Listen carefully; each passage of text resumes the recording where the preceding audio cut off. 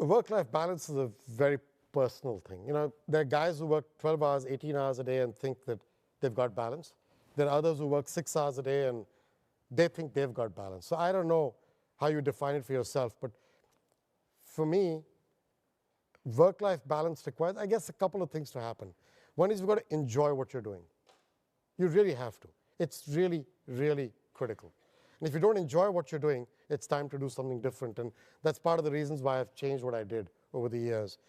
Because if you're going to work as hard as we work, and I travel probably 2/3 of the time. And if you're not going to enjoy what you're doing when you travel, why the hell are you doing it?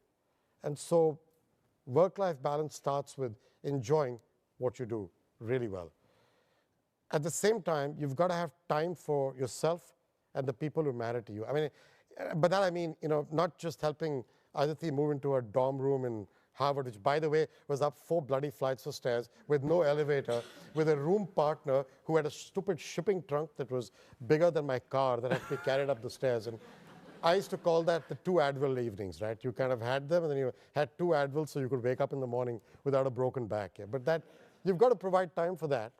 You've got to provide time for their play with their acting in it on the small part that's third tree from left, because it's important to them.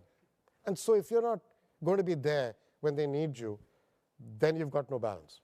So I was living in Hong Kong for a little while, running Citigroup in Asia, and I used to fly back from Hong Kong for one evening to be able to spend the time that was required if one of them or Ritu were doing something that was important to us as a family.